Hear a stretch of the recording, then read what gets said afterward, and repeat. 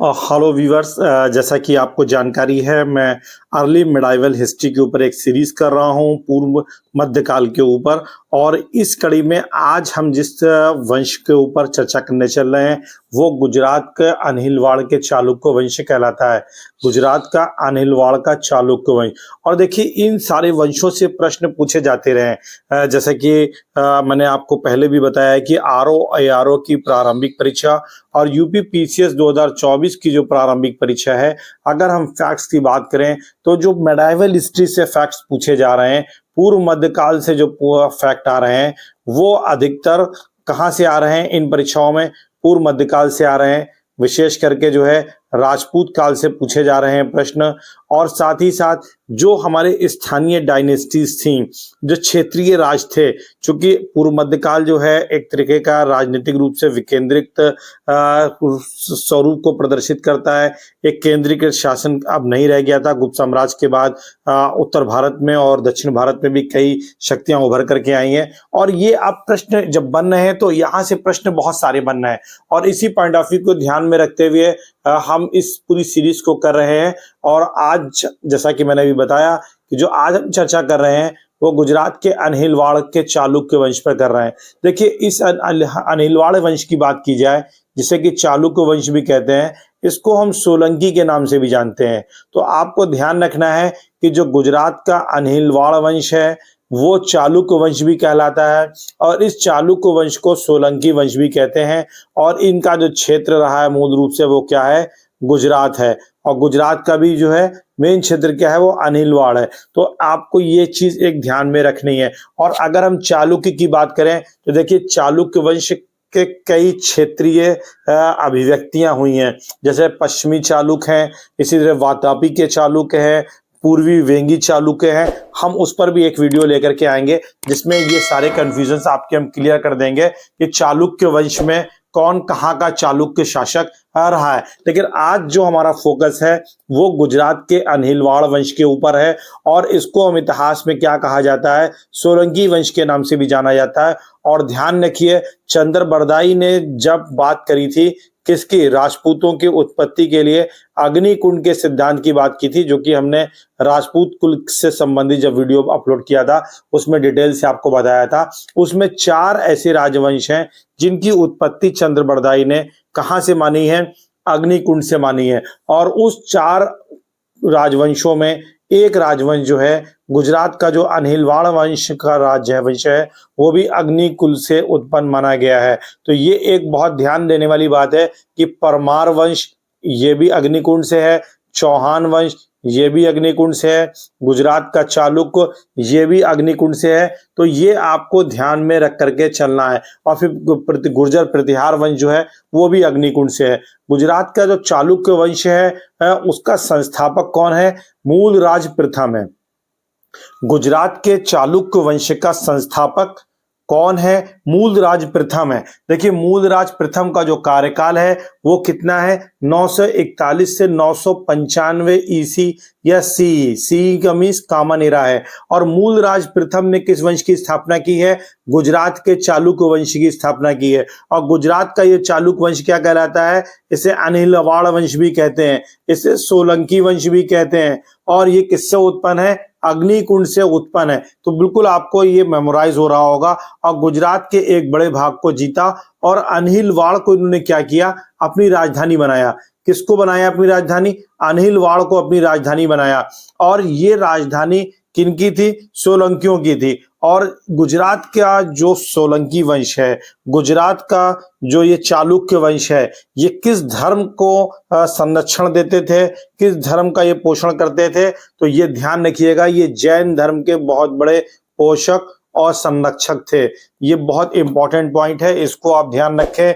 गुजरात का जो चालुक्य वंश है, जिसे कि सोलंकी वंश भी कहते हैं, वो जैन धर्म का पोषक रहा है और संरक्षक रहा है। और इस वंश की स्थापना किसने की है? मूलराज प्रथम ने की है। और मूलराज प्रथम का जो कार्यकाल है वो 941 से 995 ईस्वी था। और फिर मूलराज प्रथम के बाद जो महत्वपूर्ण शासक है वो कौन है? भीम प्रथम है। मूलराज प्रथम के बाद महत्वपूर्ण शासक सोलंकी वंश का कौन सा है? भीम प्रथम है। और भीम प्रथम का कार्यकाल कितना है? 1022 से 1064 ईस्वी। और ये भीम प्रथम जो है सोलंकी वंश का सबसे शक्तिशाली शासक कौन है? भीम प्रथम है। तो स्थापना किसने करी है? मूलराज प्रथम ने करी है। और लेकिन सबसे शक्तिशाली शासक कौन है? वो भीम प्रथम है। अब क्यों है सबसे शक्तिशाली? ये भी समझ लिए कि इसके शासनकाल में ही, यानी किसके शासनकाल में? भीम प्रथम के कार्यकाल में गुजरात पर गजनवी शासक महमूद गजनवी का आक्रमण हुआ था 1025 ईस्वी में, और उसने सोमनाथ के मंदिर को लूटा था। किसने? महमूद गजनवी ने, क्योंकि उसका एक ही कार्य था कि 17 बार उसने भारत पर आक्रमण किए और भारत की जो अपार धन संपदा मंदिरों में संरक्षित थी उसको उसने लूटा। और न केवल उसने मूर्तियों को धन लूटने के साथ साथ विनष्ट भी किया। तो ये आपको ध्यान रखना है। उसने एक उपाधि धारण की थी महमूद गजनवी ने, जब हम इस पर चर्चा करेंगे तो आपसे बताएंगे। उसने अपने को मूर्ति भंजक भी कहा था। तो ये उपाधि ध्यान रखिएगा, ये किसकी है? महमूद गजनवी की है। फिर भीम प्रथम ने क्या किया? गजनवी द्वारा बनाए गए, या जो गजनवी ने जो सोमनाथ के मंदिर को नष्ट कर दिया था उसको उसने पुनर्निर्माण कराया। तो भीम प्रथम ने सोमनाथ के मंदिर का पुनर्निर्माण करवाया। ये एक इंपॉर्टेंट पॉइंट है, ध्यान रखना है। लेकिन एक अन्य परंपरा भी है कि जब महमूद गजनवी ने सोमनाथ के मंदिर को नष्ट कर दिया तो उस मंदिर का निर्माण किसने कराया था? कुमारपाल ने करवाया था। तो यहां पर यह ध्यान रखने वाली बात है कि इस संदर्भ में दो तथ्य मिलते हैं, और ऐसे प्रश्न संभवतः सामान्य रूप से आयोग द्वारा नहीं पूछे जाते हैं, क्योंकि जब हमें दो प्रकार के तथ्य मिलने लगते हैं और दो विचारधाराएं मिलती हैं तो आयोग ऐसे प्रश्नों से बचता है। लेकिन पिछले कुछ वर्षों में आयोग में आपने देखा है कि गलत प्रश्न पूछे जाने की या इस तरह के प्रश्न पूछे जाने की प्रवृत्तियां रही हैं। तो आपको ध्यान रखना है कि कुमारपाल, अगर ये दोनों ऑप्शन दे रखा हो और कि कुमारपाल और सोमनाथ का मंदिर का पुनर्निर्माण भीम प्रथम, तो फिर आपको सपोज दैट ए ऑप्शन में भीम प्रथम दे रखा हो, बी ऑप्शन में कुमारपाल दे रखा हो, और सी में ए और बी दोनों दे रखा हो, और डी में ए और दो दोनों नहीं दे रखा हो, तो ऐसी कंडीशन में आप कुमारपाल और भीम प्रथम दोनों को आप सही मान करके उत्तर करेंगे। फिर इसके बाद जो महत्वपूर्ण शासक हुआ है सोलंकी वंश का, वो जय सिंह हुआ है। और ये जय सिंह जो है इसका कार्यकाल कितना है? 1094 से 1143 का है। और इसने जो जय सिंह ने जो उपाधि धारण की थी, जो टाइटल लिया था, वो क्या था? सिद्ध राज्य का था। ध्यान रखिएगा, सोलंकी वंश जो कि गुजरात का चालुक्य वंश का ही एक नाम है, जिसकी राजधानी अनिलवाड़ थी, उसका एक शासक जय सिंह हुआ। और जय सिंह की उपाधि क्या है? सिद्ध राज है। और सिद्धराज बनकर के जिसने उपाधि धारण करी थी वो जय सिंह था। और फिर इस सिद्धराज ने मालवा के परमार शासक यशोवर्मन को पराजित कर करके उसे बंदी बना लिया था। और मालवा विजय के बाद उसने क्या उपाधि धारण करी थी? अवंतीनाथ की उपाधि धारण की थी। और ये अवंतीनाथ की उपाधि किसने धारण करी थी? यशोवर्मन ने की थी। और ये यशोवर्मन कहाँ का शासक था? ये परमार वंशीय शासक थे जो कि मालवा पर शासन करते थे। और मालवा का जो परमार वंश है वो भी अग्निकुंड से ही उसका उत्पन्न माना गया है। किसके द्वारा? चंदर बरदाई के द्वारा। तो ये आपको ध्यान रहना चाहिए। अवंतीनाथ किसकी उपाधि है? यशोवर्मन की है। और यशोवर्मन कहाँ का शासक है? परमार वंश का शासक है। फिर हम सिद्धराज की बात करें तो ये इसने विभिन्न धर्मों, संप्रदायों, धर्म, दर्शन पर चर्चा किया करता था। तो आप एक दृष्टि से देख सकते हैं कि ये एक उदार शासक था, विद्वतापूर्ण शासक था, क्योंकि विभिन्न धर्मों, संप्रदायों और दर्शन और धर्म पर चर्चाएं किया करता था। इस प्रकार से आप इसे देख सकते हैं कि कहीं इसका भी एक प्रभाव, अगर अब तो चूंकि आप मेंस में हिस्ट्री यूपी पीसीएस में नहीं है, लेकिन अगर हम यूपीएससी के पॉइंट ऑफ व्यू से बात करें तो हम ये भी इंडिकेट कर सकते हैं किसी आंसर में कि अकबर को जो उसने अपना मजहर बनाया था और उससे पहले उसने जो धार्मिक चर्चा के लिए इबादत खाने का निर्माण कराया था, जिसमें वो विभिन्न धर्मों के साथ जो विचार विमर्श करता था, उसकी प्रेरणा के लिए उसके पृष्ठभूमि में हमें सिद्धराज जैसे भारत में शासक मिलते हैं। अशोक तो एक महत्वपूर्ण शासक है ही है, लेकिन साथ ही साथ जो है हम सिद्धराज को भी मेंशन करते हुए अपने आंसर के माध्यम से अकबर पर इन परंपराओं के प्रभाव को इंगित करके दिखा सकते हैं। फिर जय सिंह सिद्धराज ने क्या किया, एक मस्जिद का भी निर्माण कराया और इसके लिए राजकोष से धन प्रदान किया। देखिए बहुत ही इंपॉर्टेंट ये फैक्ट है और ये फैक्ट प्रश्न पूछा गया है यूपीपीसीएस में, ये प्रश्न पूछा गया है। यूपीपीसीएस के मेंस जब में ऑब्जेक्टिव होता था तो उस टाइम भी ये प्रश्न जो है पूछा गया हुआ है। एक चीज ध्यान रखनी है कि अगर वंश पूछ लेंगे तो गुजरात का चालुक्य वंश, गुजरात का कौन सा वंश है, चालुक्य वंश, जिसे कि कौन सा वंश भी कहते हैं, सोलंकी वंश भी कहते हैं। तो इस सोलंकी वंश ने भारत में मस्जिद के निर्माण के लिए धन प्रदान किया था। अगर वंश से प्रश्न बन जाए और अगर स्पेसिफिकली अगर किसी शासक की बात आ जाए तो सोलंकी वंशीय गुजरात के चालुक्य वंशीय शासक जय सिंह सिद्धराज, क्या नाम है, जय सिंह सिद्धराज। जय सिंह सिद्धराज ने भारत में एक मस्जिद के निर्माण के लिए धन कोष राजकोष से प्रदान किया था। तो ये इसकी सहिष्णु नीति को दिखाता है कि ये एक सहिष्णु शासक था, क्योंकि जैसा कि अभी हमने चर्चा करी कि ये विभिन्न धर्मों संप्रदायों के लोगों के साथ धर्म दर्शन पर चर्चा किया करता था। तो निश्चित रूप से ये एक उदार शासक था और इसी के चलते इसने मस्जिद के निर्माण हेतु धन जो है राजकोष से प्रदान कराया। फिर आबू पर्वत पर सिद्धराज ने एक मंडल का निर्माण कराया और हाथियों पर आरूढ़ अपने 7 पूर्वजों की मूर्तियों को प्रतिष्ठापित किया। इस पॉइंट को देख लीजिएगा आप। कुमारपाल, देखिए ये एक महत्वपूर्ण शासक है। अभी हमने कुमारपाल के ऊपर भी चर्चा की है कि सोमनाथ का जब मंदिर तोड़ दिया गया, किसके द्वारा, महमूद गजनवी के द्वारा, तो उसका निर्माण कराया गया। तो उसके निर्माण में कुमारपाल के ऊपर भी माना जाता है कि कुमारपाल भी इस सोमनाथ के मंदिर के जीर्णोद्धार के कार्य में रहा है। तो ये एक महत्वाकांक्षी शासक था और इसके शासनकाल के आरंभ में ही अरुणराज चौहान, विक्रम सिंह परमार और मालवा के शासक बल्लार के आक्रमणों को विफल करके अपनी योग्यता सिद्ध कर दी थी। यानी कुमारपाल के शासनकाल में अरुणराज चौहान जो कि चौहान वंशीय शासक है, विक्रम सिंह परमार वंशीय शासक है और मालवा का शासक बल्लाल, इन्होंने आक्रमण किया था। लेकिन इनके आक्रमणों को किसने विफल कर दिया था, कुमारपाल ने कर दिया था। फिर प्रसिद्ध जैन आचार्य, बहुत ही इंपॉर्टेंट फैक्ट है, इसको रट लीजिए। जैन आचार्य हेमचंद्र, कौन आचार्य हैं, हेमचंद्र। और कई बार एक आचार्य अकबर के काल में भी आए थे।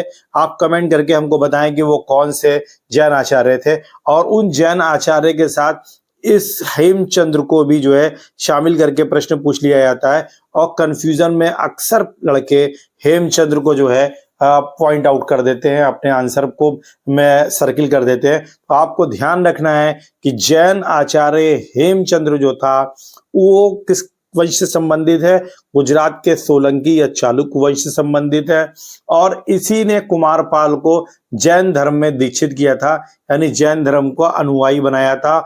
और फिर इसके बाद उसने परम अरहत की उपाधि धारण की थी। किसने उपाधि परम अरहत की धारण की थी, कुमारपाल ने, जो कि सोलंकी वंशी शासक है, उसने परम अरहत की उपाधि धारण की थी। और फिर संपूर्ण साम्राज्य में इसने क्या किया, जैन धर्म में चूंकि अहिंसा को अत्यधिक महत्व दिया गया है तो अहिंसा के सिद्धांतों को इसने क्रियान्वित किया। जैन परंपरा के अनुसार कुमारपाल ने संपूर्ण साम्राज्य में पशु हत्या, मद्यपान, धूर्त क्रीड़ा पर प्रतिबंध लगा दिया। तो यह ध्यान रखना है कि किस शासक ने अपने राज्य में संपूर्ण रूप से पशु हत्या, मद्यपान और धूर्त क्रीड़ा प्रतिबंध लगाया था। तो वो शासक कौन था, कुमारपाल था। और ये कुमारपाल किस वंश का शासक था, ये कुमारपाल सोलंकी वंश का था और ये जैन परंपरा के अनुसार दीक्षित किया गया था। और जैन परंपरा में उसको दीक्षित किसने किया था, आचार्य हेमचंद्र ने किया था। तो अब आपको निश्चित हो गया होगा। और इसने कसाईयों को व्यवसाय बंद करा दिया था। 3 वर्ष की आय के बराबर उन्हें धन दे करके उनकी क्षतिपूर्ति भी की गई। तो इससे इसकी उदारता का भी पता लगता है कि न केवल उसने एक और जीव हत्या पर रोक लगाई, दूसरी ओर जो इस व्यवसाय से जुड़े हुए वर्ग थे उनको उसकी क्षतिपूर्ति भी की गई। फिर कुमारपाल के शासनकाल में सन्यासियों को मृग चर्म मिलना बंद हो गया और शिकारी व्यवसाय विहीन हो गए। ये भी पॉइंट है। फिर कुमारपाल जैन था, उसने सोमनाथ का मंदिर का अंतिम रूप से पुनर्निर्माण करवाया और जैन आचार्य हेमचंद्र के साथ सोमनाथ के मंदिर में शिव की अर्चना की। बहुत इंपॉर्टेंट पॉइंट। कुमारपाल ने किस संत के साथ या किस आचार्य के साथ सोमनाथ के मंदिर के जीर्णोद्धार के बाद शिव जी की अर्चना सोमनाथ के मंदिर में की थी? तो आपको ध्यान रखना है, ये अर्चना उसने जैन आचार्य हेमचंद्र के साथ की थी। बहुत इंपॉर्टेंट पॉइंट है।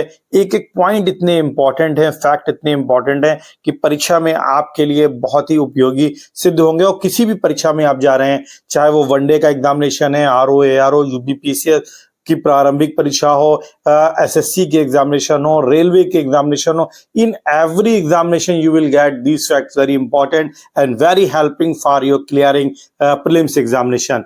फिर अगर हम जय सिंह सूरी की बात करें तो जय सिंह सूरी नामक एक कवि था, उसने कुमारपाल चरित में उसका यशोगान किया है।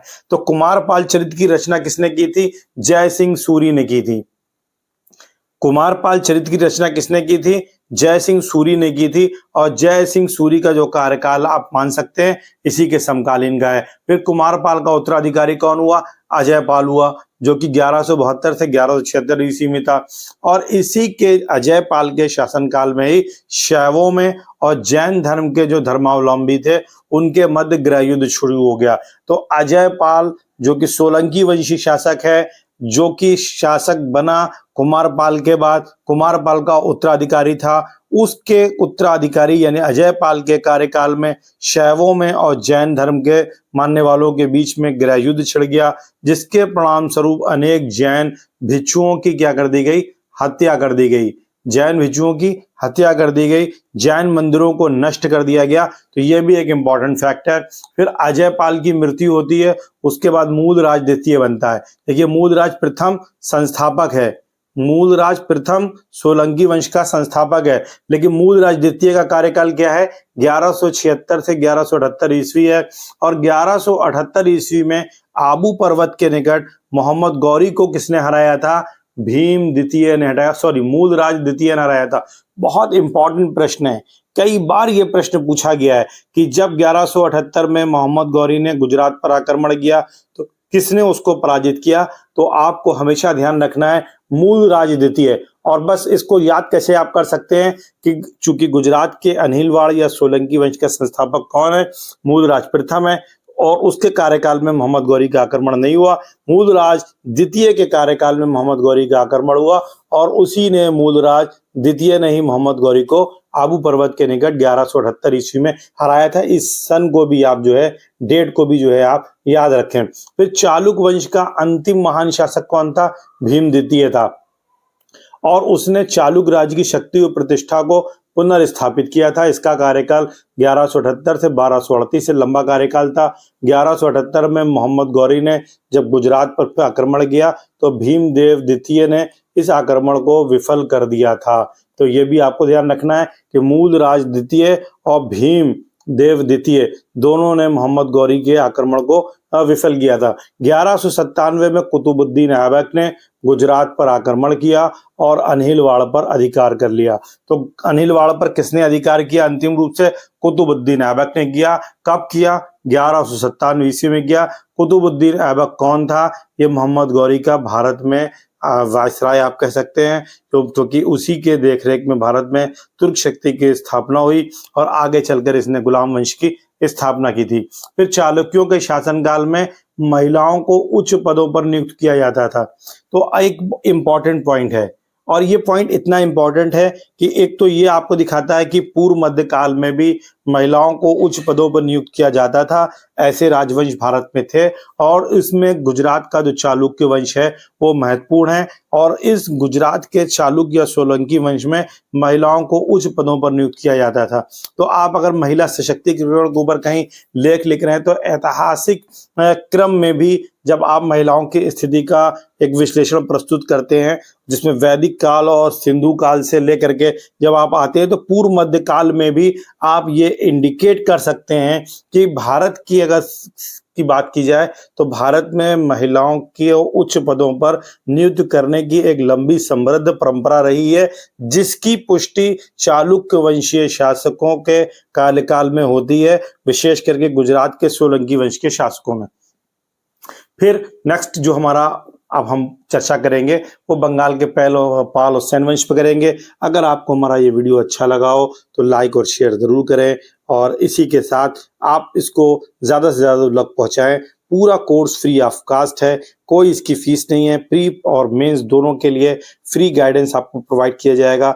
ज़्यादा crispy exam oriented facts, exam oriented MCQs और मैटर आपको प्रोवाइड किया जाएगा। करंट अफेयर्स भी आपको इसी तरीके से प्रोवाइड करेंगे, जिनकी परीक्षा की दृष्टि से बहुत अधिक उपयोगिता है। और बाकी आप अपने टेक्स्ट बुक से जुड़े रहें, अपनी बुक्स के साथ आप अपना कनेक्ट बनाए रखें, क्योंकि अंतिम सफलता जो आपको मिलेगी वो आपकी पुस्तक के साथ आपका क्या संबंध है, उसके आधार पर ही आपका अंतिम चयन निर्धारित होगा। ये एक कटु सत्य है, इसे आपको ध्यान रखना है। Thank you so much.